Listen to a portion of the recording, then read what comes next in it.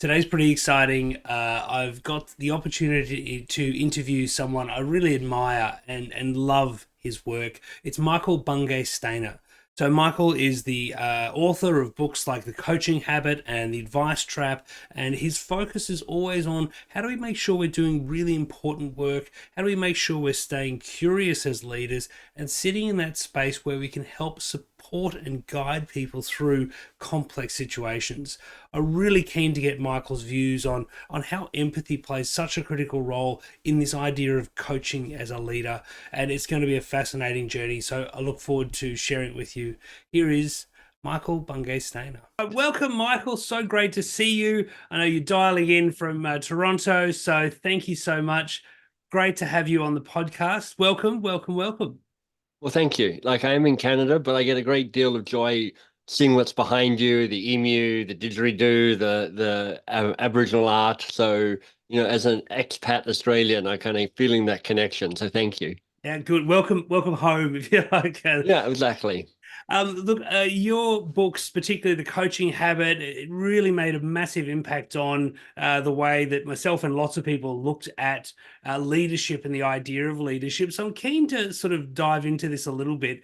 Um, where do you see this role of actually, before we even get into the role of empathy, tell me how you think about the definition of empathy when you're thinking about a leadership perspective, because the word gets thrown around a lot. It does. Yeah. But I don't know that we're all that clear on what everyone means by it. So, what do you think about when you think about empathy and leadership? Well, I've got I remember back in the dark ages going, oh, there's sympathy and there's empathy and they're different and they're both useful at times. But empathy is kind of I have a sense of how you feel, rather than I feel something about you. It's almost like I feel something with you. Um, but I might even play around with that. I don't know if you can hear it, but my printer's just decided to kind of fix itself in a completely non-empathetic timing for the moment. But I'll just go with the background noise and hope it's not too frustrating for people. Can't hear it Um, here, so it's fine. they're perfect. So I think there's something really powerful in people feeling seen and people feeling heard. It's that kind of recognition of a humanity, that I think the arc of work bends us away from that. Like most work is not set up to accentuate your humanity and connect with other humans. It's to get stuff done. And when you're getting stuff done, it tends to be like you're a pair of hands or you're a cog or you're kind of like a part of the process. And that is actually what needs to happen with work as well. You can't just sit around like staring deep into each other's eyes and going, this is amazing. But there's this ability, if you're lucky, to do work that matters, because work that matters, hard work, is kind of what cracks you open and helps you keep growing and evolving and changing. And if you're lucky, you have a culture where you get to figure out the best version of yourself and you get to thrive there. And I think as part of that is a sense of a quest to build adult to adult relationships. Um, and that's not quite the same as empathy, but I think that they're on the same dance floor somehow, which is a sense of um, I feel seen and I feel heard. You feel seen and feel heard. We build a relationship that is not triggering, not reactive, but we get to kind of ask for what we want, knowing that the answer might be no. And I think that's my long, convoluted answer to what empathy might be. No, I think it's an important distinction though, because sometimes when I work with people, early on, they can see empathy as, oh, I need to like this person a lot. I need to give them what they want. I need Right. to be nice to them all the time. And Yeah, if they are emotional, I need to fix it. And I think, you're describing something very different to that. I am. And I think part of I mean, I'm very grateful for the work Amy Edmondson has done around psychological safety, because I think psychological safety is a container in which empathy gets to kind of grow and thrive a little more. But I think often psychological safety gets kind of thrown into the same kind of description you just laid out for us, which is like, oh, be nice and avoid conflict and give them what they want and bend over backwards and kind of, um, if you refer to Adam Grant's work around give and take, it's all give, and it's not the good give. It's the your roadkill sort of give, Mm, and that's a non-sustainable type of relationship as well. Um, yeah.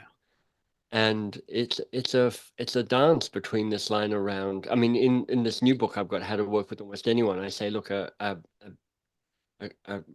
flourishing relationship, I call it a best possible relationship, needs to be safe, but also vital, but also repairable.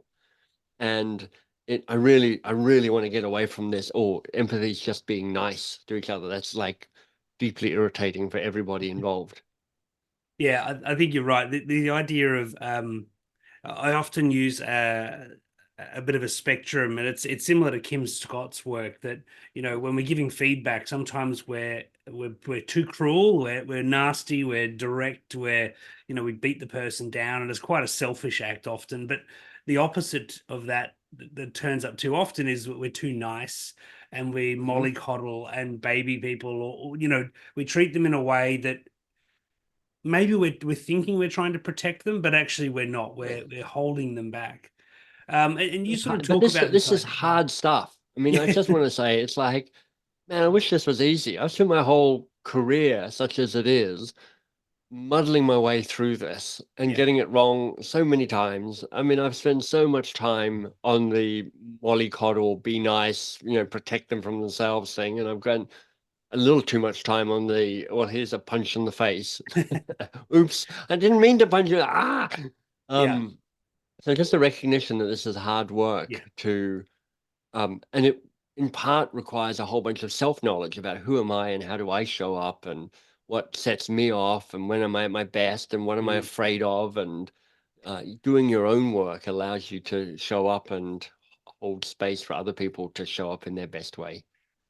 Let's dive into that, because I think, what are some of those things that make it so hard? What are the things you see that make it difficult to stay in that sort of zone, that sort of green zone in the middle Yeah. between all of these different places? Because you're right. Um, the frustrations. I haven't met many people who are void of frustration. It happens to all of us, and that's one of the things that throws us out quite Yeah. well. But what are some of the things you see causing that?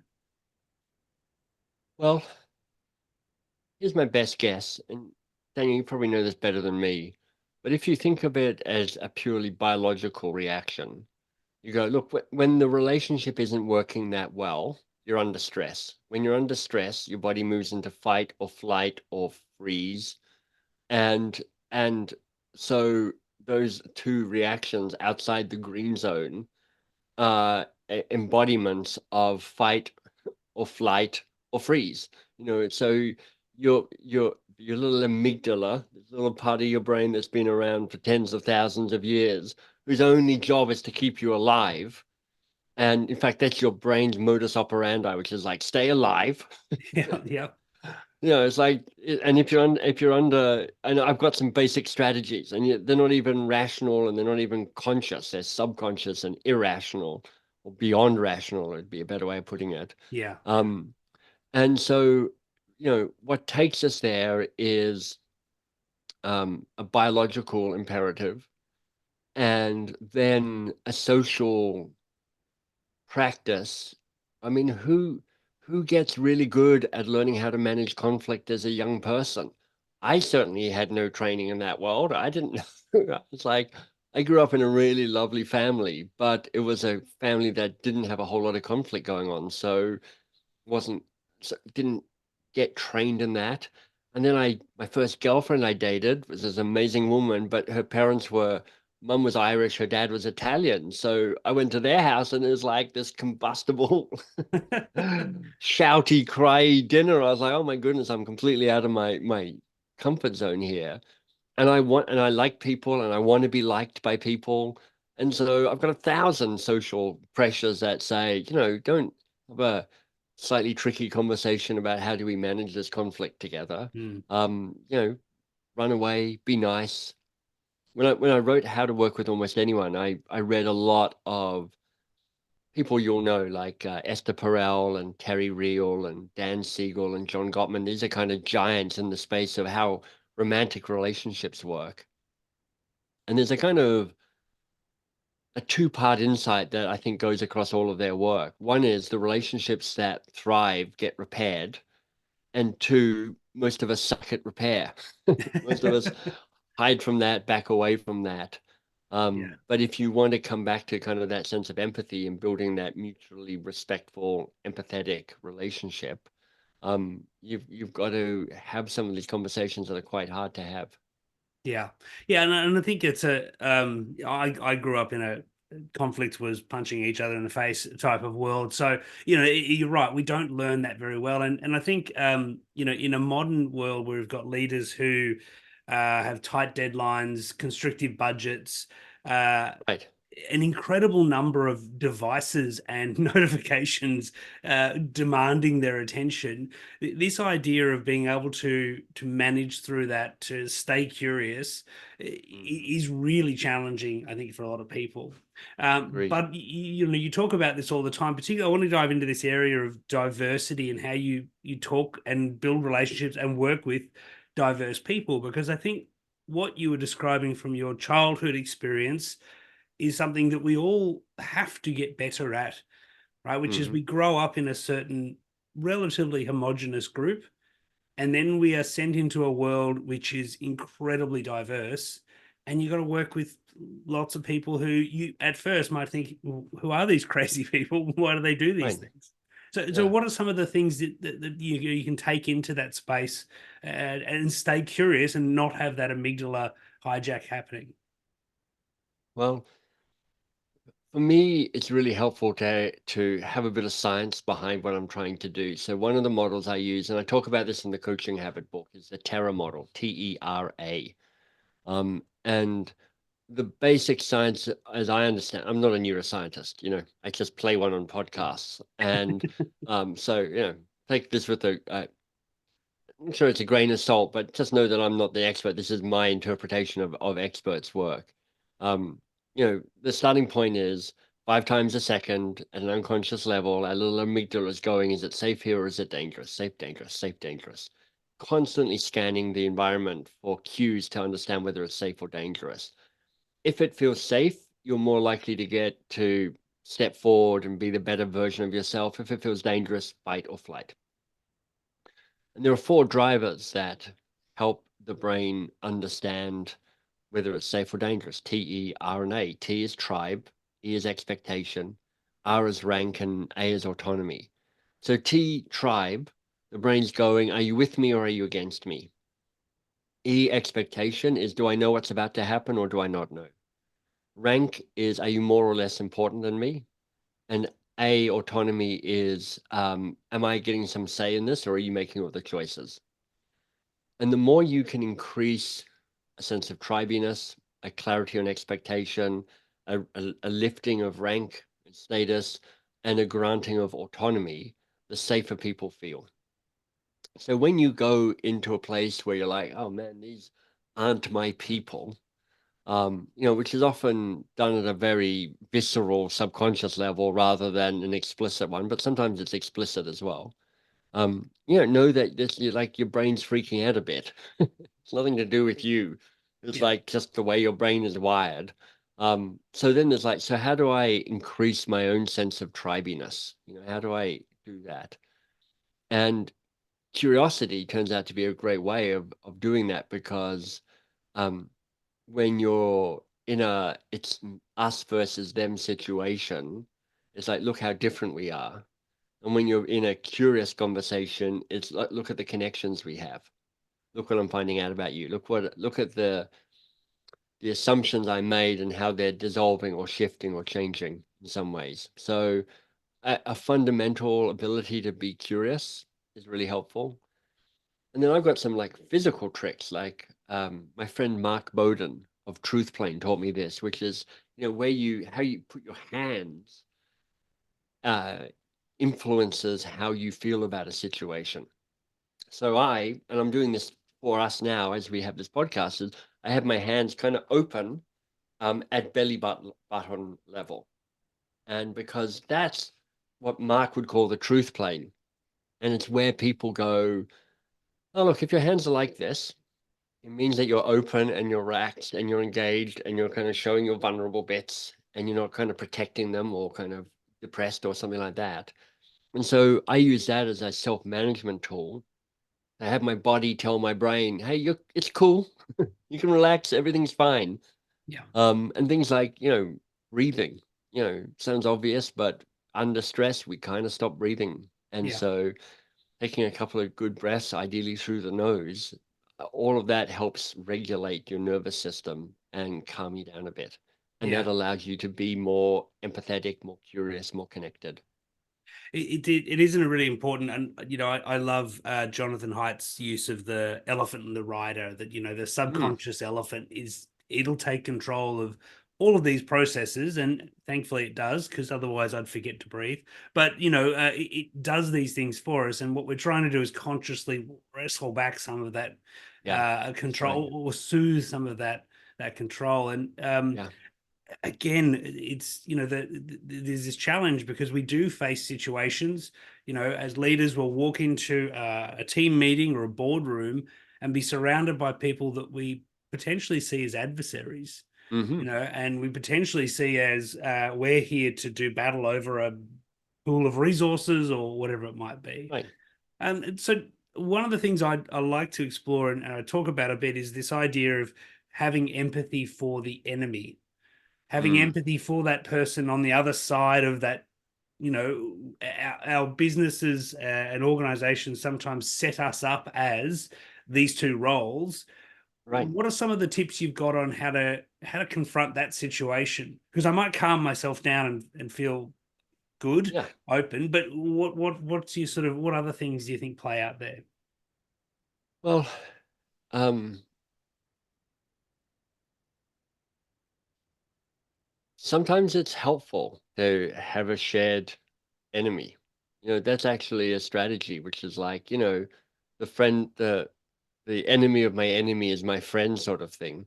And there's a way to go, look, this is how we get motivated, which is like, we've got this is the thing we're up against. Hmm. Whether Hmm. that's a person or a situation, it's like that, we've got to pull together, we've got to figure this out, we've got to do it. And it can be a very motivating thing to go, it's kind of us versus them. Yeah. So know that, when you think of the terror quotient, TERA, there's a way that you can drive up some things by driving down some other things. And you can increase empathy and connection and tribiness amongst yourselves if you find an alternative enemy out Yeah. there. So part of the question is like, what am I mean, with all of this stuff is like, well, what do I want? What's useful here? What am I trying to achieve here? Um, uh, you know, wars happen. And if you're in a war with another country, and you just have to look at propaganda from the wars. I'm just reading Emily Watson's book on the Iliad at the moment, so the Greeks versus the Trojans. And there's this classic propaganda on both sides about the Trojans and the Greeks and how one's terrible, or no, the other one's terrible. They're not even human. And you just see that in propaganda through to you know, uh, in Russia at the moment, there's a bunch of things around the inhumanity of Ukraine and vice versa. So there's a Yes. way that creating the enemy is a key part of how you animate action and you kind of gel people together. Yeah, and I Um, think that's, yeah, that's a really interesting and important sort of lever for us to be able to pull, right? So if yeah, we're having fractures in our leadership team, we need to realize, hey, it's not us versus each other. It's us versus that other company over there, or it's yeah, us versus the scourge of some terrible disease that we're trying to overcome, or it's us versus that external piece, and that yeah. binds us back together. So there's that. And it also makes me think of, I mean, when you say enemy, I tend to go to just thinking about conflict and how conflict works. And I think of my friend Leanne Davies' book, The Good Fight, where she's like, I'm trying to make people have more fights in our organizations for the reason we talked about earlier, which is around the plague of niceness, which is like, Yes. oh, nothing ever has conflict. There's a way that good conflict, a good fight, in Leanne's words, can purge, can clean, can cleanse, can kind of reset, uh, um, kind of phoenix from the ashes. So I think there's a really powerful place, which is like, I know how to fight well. And that means it's knowing how not to make it a personal thing, you know. So I'm like, I think, I think this idea is wrong, rather than Daniel, you're a bit of an a-hole, and I've never liked you. And you know what? Call that a beard? That's not even a beard. That's a joke. Uh, you know, you can get into that. Yes, yes. Um, so there's a way that conflict can be really helpful. And I think often as a leader, sometimes what you're doing is like, you guys need to have this fight. You need to resolve this, and you need to Mm, figure out how you're going to work together or what the next steps are. Because what's happening at the moment, which is passive aggressive and suppressed rage, isn't working for us. So you need to mm. kind of find your way through that. Yeah, yeah, and that's right. So I think the thing I would call it, we have tension when we're trying to do meaningful work. You know, when you talk about that idea that we need to do great work, we need to do important work, there is going to be tension that's created in that type of work, that type of struggle. Yeah. And if we're not feeling tension, there's a good chance that we're probably picking off the easy things or doing things that aren't as useful. And Yeah. so when we create the tension must be addressed in some way. And I think this, one of the things I talk about often is we need to disagree, but not be disagreeable. Mm. And if I look on Facebook or Twitter or X or whatever it's called now, and think about the types of discourse that happens there, it's lots of disagreement, but I'm not sure it's it's the type of disagreement we need. Here's where I might take issue with what you said. I broadly agree with that, but the challenge with the word, be disagree, but don't be disagreeable. The other person is the person who decides whether you're disagreeable or not. Yes, yes, And the way I put it is, are you managing your side of the table? Because in the end, if somebody goes, Michael, you're being disagreeable, I'm like, well, that's your judgment. That's a judgment. That's not a fact. That's an opinion on this.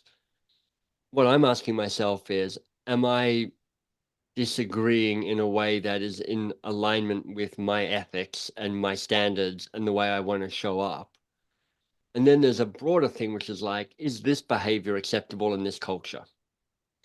But what gets tricky, and this is a challenge at the moment, is when people feel that their subjective experience is an objective test. It's like, I feel disrespected. And when somebody says, I feel disrespected, there's one part of me which is like, oh my God, I'm sorry. I didn't mean to do that. I'm in with that. But actually, there's part of me that's trying to learn how to say, which is like, well, is that me? Is that an objective thing? Or is that just their shit? yeah, Pardon my French around that. yeah, And I'm yeah. like, I'm sorry that you're fragile and you're triggered and you've got a thing around that. But that's your stuff and it's not my stuff. And what I said, the data is I said this. Mm. And if you find that disrespectful, I'm afraid that's for you to figure out, not for me to figure out. Yeah, and that really, I think it's a really good point because it comes down to, as a team, how have we set the levels of trust in which I understand you, I see, go back to the things you said at the start. I see you, I respect you, I want to hear you, but we've built a level of trust, which means I can say, hey, actually, I really don't think that's right. And Yeah, I think Steve Jobs used to be very direct with his engineers. He'd say, your work is shit, but when your trust level is high enough, now that might not be the right thing to right, say to everyone, but when the trust level is high enough, right. it's a great shortcut to say, to shortcut what could be a really long-winded, convoluted set of Exactly. emails and meetings, right? Yeah, And so it comes back to that building that trust, that relationship, understanding each other. I think these things start to come back together quite I neatly. agree. Yeah, I agree. And so again, you talk about this idea of working, being able to work with just about anyone. One of the questions I get asked quite a bit is, uh, do narcissists have empathy? Should you work with them? How do you deal with narcissists? And for the context, part of my response is always, I think we see narcissistic behavior and assume that means people are clinically narcissistic, which is a different piece. But, and I think we're all capable of some narcissistic behavior at times. What do you sort of Not me. No, no, no, you don't understand. others? I'm way too amazing to ever indulge in narcissistic behavior. It does set us up nicely, doesn't it? So let's. What are some of your thoughts? Do you, these are the people we have to work with, or these are the behaviors we confronted with. What are some of the things you think about in this space? I've got a more general response. I don't know enough about narcissism to really comment on it at that specific level. But, excuse me, in general, um, in the book, How to Work with Almost Anyone, my working hypothesis is every working relationship can be better. And I know that, working relationships probably for most people are on a bit of a bell curve. There's a few up at one end where you're like, this is great, love this person, we click, we elevate and animate, and kind of it's fantastic. And there's some people down the other end where you're like, it's nightmare, it's hard, it's a struggle. We don't click. They're not necessarily sociopathic or narcissistic or whatever. They're just like, you just don't get each other. And you're kind of like, you're less than the sum of your parts. And then most of the people are in the middle somewhere where it's like, it's okay.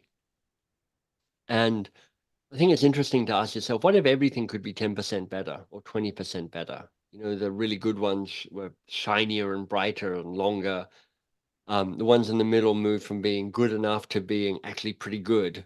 And the hard ones were less hard and more bearable and more workable. They're never going to turn into unicorns, burping up rainbows, but they're going to go from being unworkable to workable.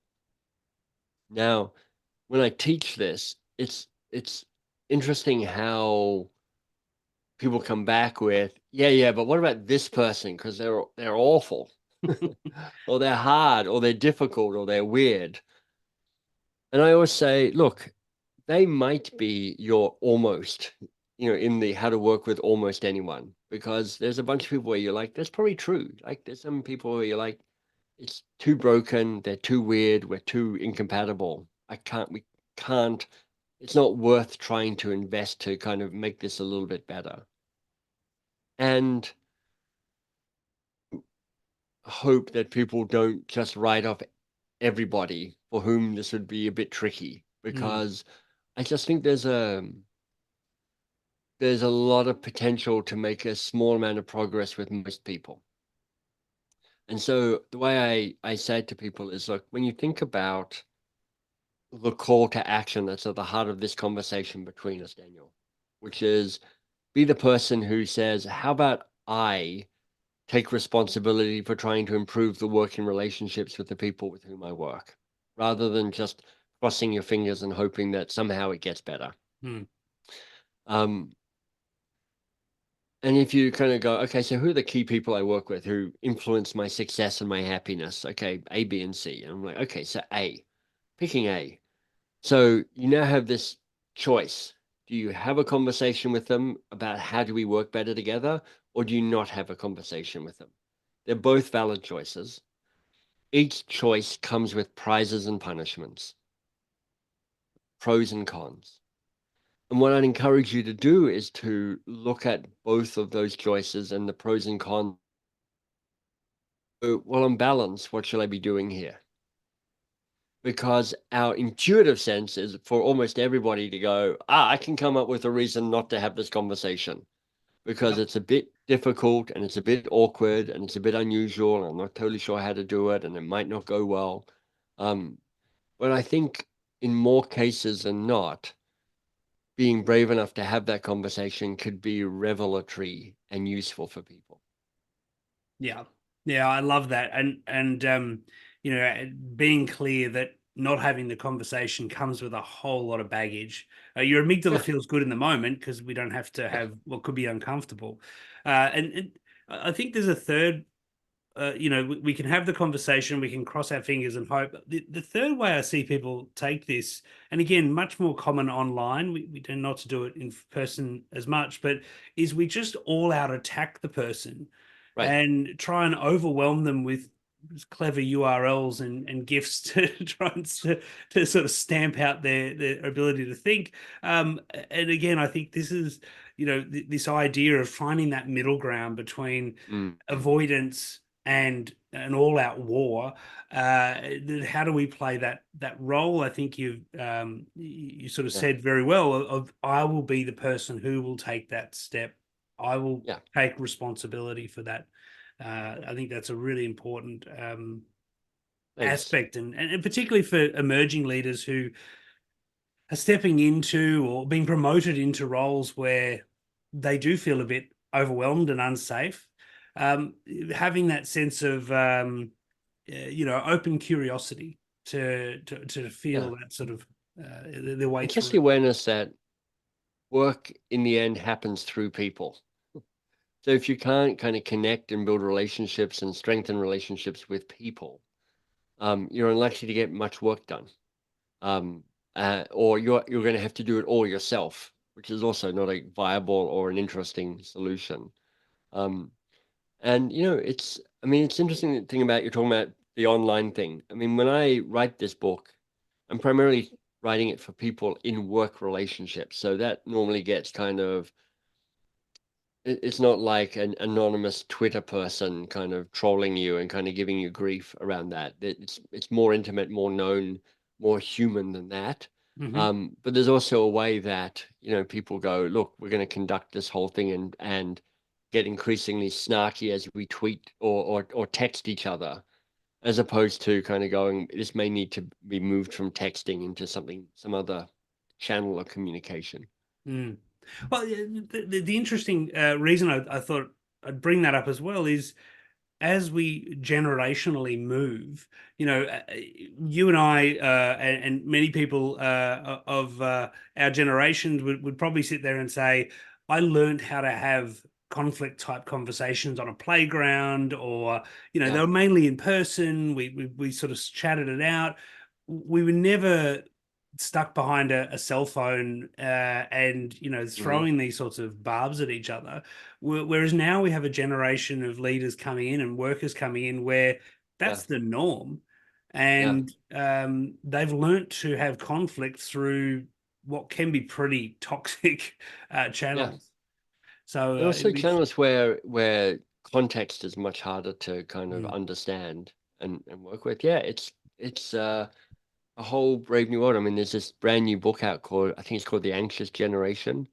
Um, and it's just talking about the impact of a generation brought up on phones. And it's not even about social media, just about the impact of being kind of sucked into the infinity pool of a phone. And kids going, look, I don't even want to call somebody to ask for a reservation in a hotel. I can only operate through text. And I'm like, that is going to make a whole bunch of working together pretty difficult, I would guess. yeah, absolutely. Look, Michael, it's been great to have a chat to you. I love this, particularly that point around, you know, we have to take that accountability. And you know, I think thinking about if I was to give an aspiring leader that one little piece of nugget to take forward, just take that accountability to say, am I going to make that choice to try and Yeah. improve this relationship by 10%? You know, I often will say, do we want to be right or do we want to get the right outcome? And I think it's in that same vein, right? I want to look more broadly. Where can we get your books? Is it just everywhere now? I see your face everywhere. I'd be nice if it was everywhere. I don't know. It's almost certainly most places online. And most bookstores would be able to find the books if you're interested in it. if you want more of me, if you want more about this book I've just written, How to Work with Almost Anyone, there's a URL, bestpossiblerelationship.com, and that download the 5 questions of a Keystone conversation. And you can also see a video of me having a Keystone conversation with somebody on my team. But in general, you can find me at mbs.works, which is a website, mbs.works, and that's where you get, access to all the things and all the bonuses with books and social media and stuff like that. Magic. I'll put all that in the YouTube notes and those sorts of things. So we've Brilliant. got all that for you as well. But look, Thank Michael, it's you. been a real pleasure. I want to thank you again. And for dialing in from Toronto, I know it's just about time to wrap up for your day. Yeah, it's time for a glass of wine. Yeah, I probably won't. It's only early for me, but I'll give it a few minutes.